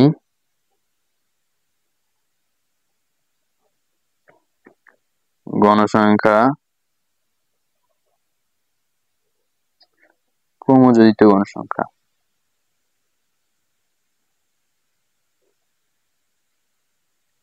গণসংখ্যা, ঠিক আছে। এটা একটু বড় করে দিবেন দরকার হয়, জায়গা হয়ে যাবে, ঠিক আছে। তোমরা ক্রমযোজিত গণসংখ্যা লিখবে। তারপরে শ্রেণীব্যক্তি আর গণসংখ্যাটা আমরা দেখে দেখে উঠিয়ে ফেলবো, এখানে যা আছে এখান থেকে দেখে দেখে, ঠিক আছে। তো প্রশ্ন থেকে দেখে দেখে আমরা উঠিয়ে ফেলি। শ্রেণী হলো এখানে আছে 141 থেকে 150, 151 থেকে 160, 161 থেকে 170, 171 থেকে 180, ঠিক আছে। এখানে কিন্তু শ্রেণীব্যক্তি কত কত কত ধরতে পারছো, এখানে শ্রেণীব্যক্তি হলো 10, ঠিক আছে। তো 180, 181, ঠিক আছে, 181 থেকে 190, শ্রেণীব্যক্তি 10 করে। আচ্ছা, তো গণসংখ্যা গুলো দেওয়া আছে কি 5, 16, 56, ঠিক আছে, 56, 11, 12। এবার এখান থেকে ক্রমযোজিত গণসংখ্যা, ক্রমযোজিত গণসংখ্যা তোমরা সবাই জানো আশা করি। তো আমি দেখাই কেমনি। প্রথমটা যেরকম আছে গণসংখ্যা, ক্রমযোজিত গণসংখ্যাটাও সেটাই হবে, 5 5ই হবে। আবার 5-এর সাথে তোমরা 16 যোগ করবা, 16, 5 আর 16 যোগ করলে কত হবে 21, 21 ক্রমযোজিত গণসংখ্যা। আবার এটার সাথে 21-এর সাথে 56 যোগ হবে, 21-এর সাথে 56 যোগ করলে কত আসবে, 50, 20, 70, 70 আর 77, ঠিক আছে, কত আসবে 77। তাহলে 77 সাথে 11 যোগ করলে আসবে কত 88, 88 সাথে 12 যোগ করলে 90, 100, ঠিক আছে, 100, 100 হলো লাস্ট প্রমাণিত গণসংখ্যা। তো এখানে আমরা লেখাটা লিখবো, ছক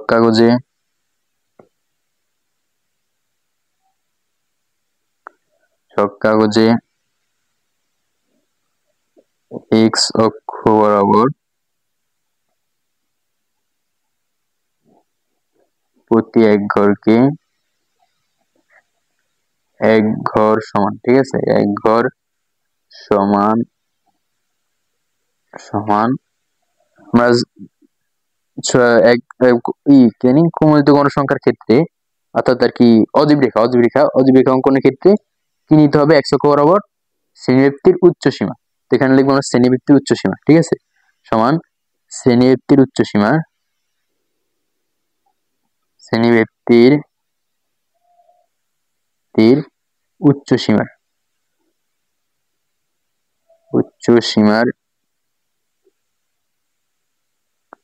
শ্রেণীব্যক্তির উচ্চ সীমার কত একক ধরতে হবে আমাদের এখানে।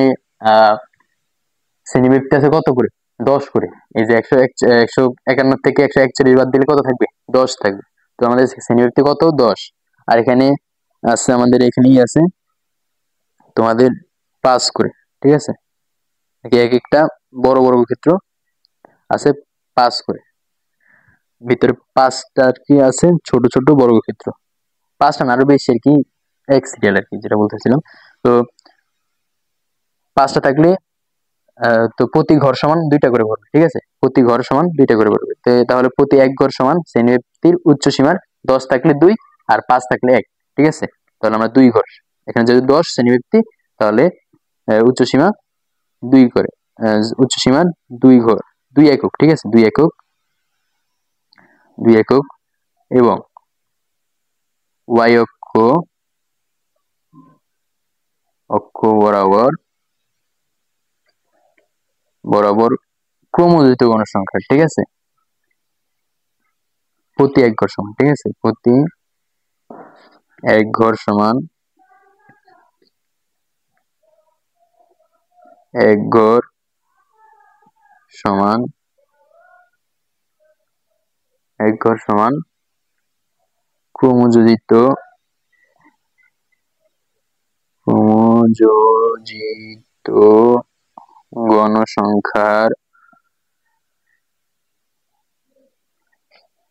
গণসংখ্যার কত একক ধরতে হবে। আমরা যদি এখানে 1 একক ধরি তাহলে কিন্তু হবে না। ঠিক আছে, আমাদের এটা হবে সর্বোচ্চ, এটার অর্ধেক।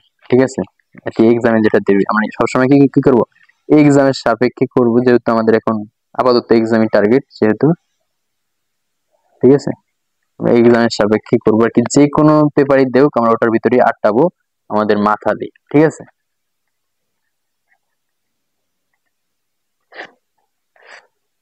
এটাকে 2 ভাগ, এটার অর্ধেক দিই, কই স্কেল কো,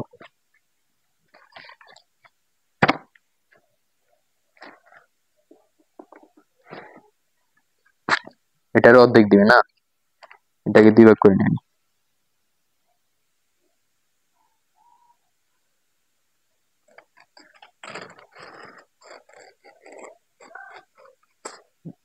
ঠিক আছে, এরকম একটা কাগজ দিই এক্সাম। ঠিক আছে, এরকম একটা কাগজ দিই। তো এখানে ধরলাম আমরা এক্স অক্ষ আর এই হলো ওয়াই অক্ষ, এদিকে ওয়াই অক্ষ, এদিকে যদি ওয়াই অক্ষ হয় তো আমরা এখানে পাবো কয়টা, একটা দুইটা আর কি, 10 20 30 40, সর্বোচ্চ 40 পাবো। ঠিক আছে, তো আমরা সর্বোচ্চ এখানে গণসংখ্যা, ক্রমযুক্ত গণসংখ্যা কিন্তু 100 আছে। ঠিক আছে, আমরা এক ঘর সমান কত ধরতে পারি, এক ঘর সমান কত একক ধরলে আমরা এটার ভিতরে সুন্দর মতো আর কি বড় আর কি পর্যাপ্ত পরিমাণে আটানো যাবে। 40 পর্যন্ত সর্বোচ্চ, যদি এক ঘর সমান 1 একক ধরি তাহলে 40 পর্যন্ত, যদি 2 একক ধরি তাহলে 80, এক ঘর সমান 2 একক ধরলে 80, কিন্তু এখানে সর্বোচ্চ আছে 100। তো আমরা 3 একক ধরলে কিন্তু আসে, 3 একক ধরলে আমাদের আরো বেশি আসে, 8-এ 3 একক ধরলে 8-এ, কিন্তু আমরা 4 একক ধরবো। ঠিক আছে, 4 একক ধরলে কি হবে, আমরা কত একক ধরবো, 3 একক ধরবো। 3 একক ধরলে একটু ভেজাল হবে আর কি, যেহেতু না, তো কত একক ধরতে পারি, তো 3 একক ধরি, না হলে কিন্তু আমরা এখানে কিন্তু 50টাই করতে পারি, তাহলে এক ঘর সমান 2 একক ধরতে পারি। কিভাবে, দেখো, যদি প্রতি ঘর সমান 1 এককই ধরি তাহলে এখানে কত পর্যন্ত আটাতে পারি, এই যদি একবার এখান থেকে হিসাব করি আমি, এই 5 10 এই 20 30 40, একবার এই পর্যন্ত আমরা কিন্তু 50 পর্যন্ত কিন্তু আটাতে পারি। তো আমরা যদি এক ঘর সমান 2 একক ধরি তাহলে প্রতি ঘরে আমরা এক ঘর সমান যদি 2 একক ধরি তাহলে আমরা কিন্তু 100 এখানে ইজিলি একেবারে এই পর্যন্ত কিন্তু আটাতে পারবো। তো আমরা এক ঘর সমান 2 একক ধরি। আর এই বিষয়টা কিন্তু বুঝতে হবে তোমাকে, এই বিষয়টা একটু মাথায় হাঁটিয়ে বুঝতে হবে, তোমার এই চিন্তা করতে হবে, না হলে কিন্তু তোমাদের হবে না। হবে না বলতে, তোমরা অনেক সময় পরীক্ষার ভিতরে যদি এরকম টেরামেরে একটা পড়ে যায় কি, বিভ্রান্তির ভিতরে পড়ে যাবে। ঠিক আছে, এই বিষয়টা বুঝতে হবে, ইগনোর করা যাবে না। তো আমরা ওই অক্ষ বরাবর প্রতি এক ঘর ক্রমযুক্ত গণসংখ্যার 2 একক। ঠিক আছে, এখানে কিন্তু 2 একক ধরবো, একক ধরে অজীব রেখা, না অজীব রেখা, অজীব রেখা আঁকা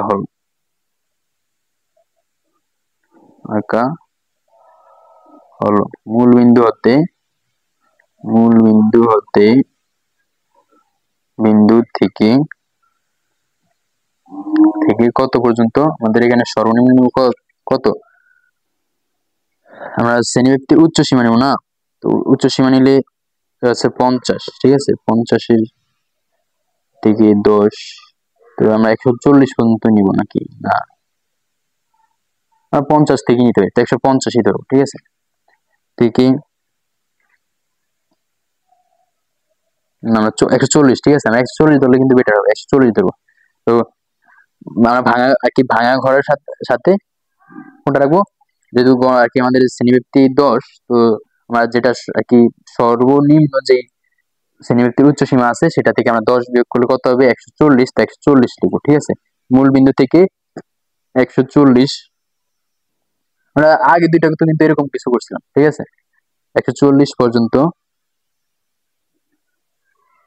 সংখ্যাগুলো তোমরা যদি কোনো জায়গায় না বুঝো, মানে কোনো জটিলতা থাকে, তাহলে তোমরা আমার সাথে যোগাযোগ করবা, অর্থাৎ আমাকে কমেন্টে বলতে পারো, অথবা তোমরা কি করবা, আমাদের ফেসবুক পেজটাকে ফলো করে রাখলে কিন্তু সেখানে তোমরা কি করতে পারবা, আপডেট পাবা, বিভিন্ন আপডেট পাবা, এবং সেখানে তোমরা আমার সাথে যোগাযোগ করতে পারো, ঠিক আছে, মেসেজ করে বলতে পারবে যে তোমাদের কোথাও সমস্যা, অথবা তোমরা আমাদের ইউটিউব চ্যানেলে কমিউনিটি ট্যাবে পোস্ট করলে কিন্তু হবে, ঠিক আছে।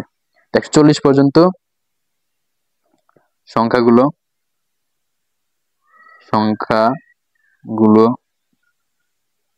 আছে বোঝাতে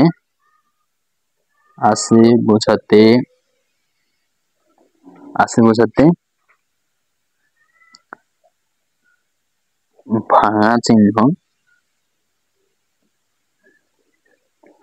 চিহ্ন ব্যবহার করা হলো,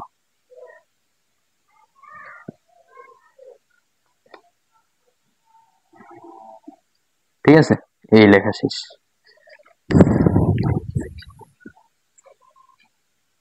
তো এবার আমরা আঁকবো কি, এবার আমরা অক্ষ আঁকবো, ঠিক আছে, এক্স অক্ষ ওয়াই অক্ষ আঁকবো, এভাবে আঁকবো না, গরম লাগতেছে বছর।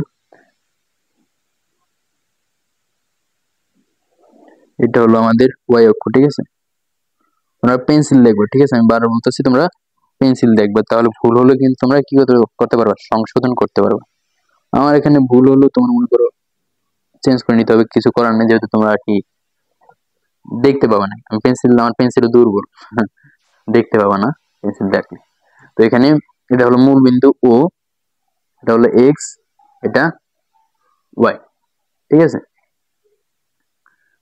তো এটা প্রথম ঘরটা আমরা ভেঙে দেব, এভাবে দিলাম ভেঙে, ঠিক আছে। তো এখানে আমরা 140 বলছিলাম লিখবো, ভাঙা ঘরের সাথে কত লিখবো, 140।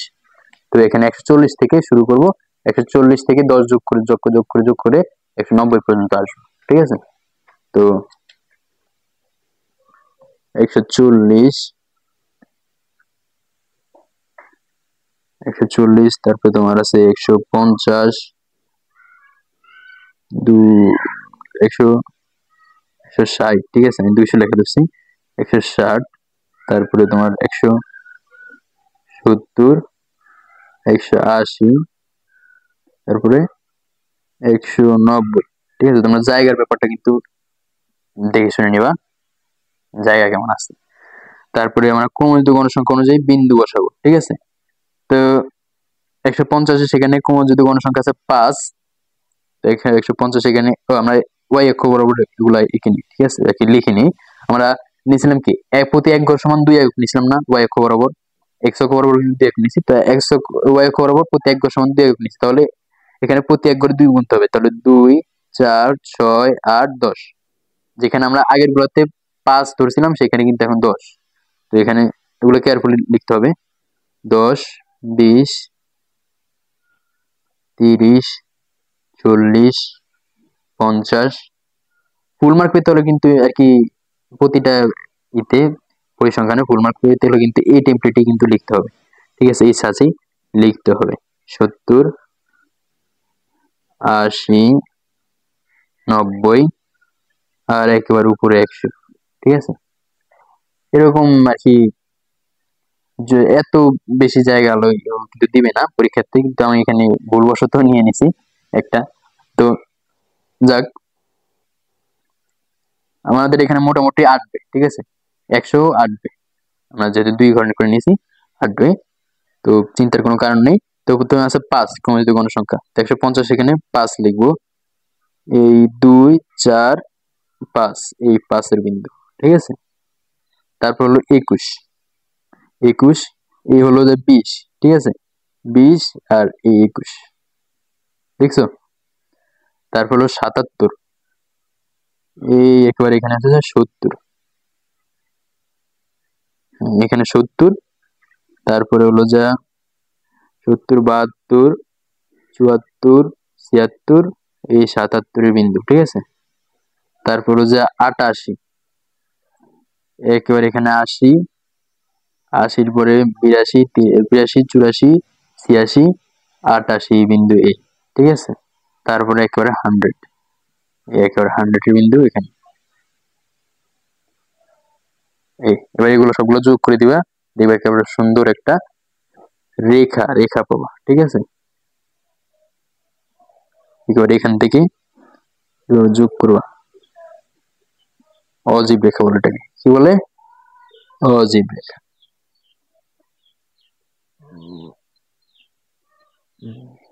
তারপরে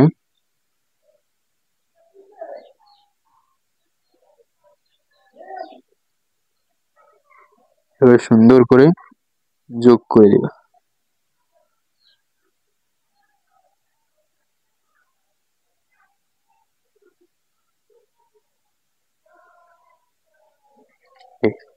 ঠিক আছে, এই হলো আমার অজীব রেখা সুন্দরানী। তো তোমরা সুন্দর করে আঁকবা পেন্সিল দিয়ে, ঠিক আছে। সিস্টেম কিন্তু এটাই, প্রসেস এটাই। তো বন্ধুরা, আজকে এই ভিডিওতে আমরা বিদায় নিচ্ছি। তো তোমরা বাকি আরো 2টা ভিডিও আসবে এই অধ্যায়ের, তো তোমরা ওই 2টা ভিডিও দেখবা। আমাদের এই সিরিজে যে সকল ভিডিওগুলো আপলোড হয় ওগুলো পাওয়া তোমাদের যদি এই গণিত যে প্লেলিস্ট আছে ওইটার লিংক আমরা কিন্তু ডেসক্রিপশন বক্সে অথবা পিন কমেন্টে দিয়ে দেবো, এবং আমাদের ফেসবুক পেজের লিংকও দিয়ে দেবো। তোমরা ফেসবুক পেজটা ফলো করে সেখানে ফলো করে থাকবা, ঠিক আছে, ফেসবুক পেজটা ফলো করে রাখবা। আর এই প্লেলিস্টের লিংক, প্লেলিস্ট ঢুকলে তোমরা কি দেখবা, কি এই সিরিজের গণিতের সকল অধ্যায়ের তোমরা ভিডিওগুলো দেখবা, ঠিক আছে, সিলেবাসে যেগুলো আছে, ঠিক আছে, ওগুলো তুমি পাবা। তো তোমরা প্লে লিস্টে ভিজিট করবা, ভিজিট করলে কিন্তু বাকি যে 2টা ভিডিও আছে এই অধ্যায়ের উপরে, ওই 2টা ভিডিও তোমরা পেয়ে যাও। তো সবাইকে ধন্যবাদ, আল্লাহ হাফেজ। সবাই আমাদের চ্যানেলটা সাবস্ক্রাইব করে দিও।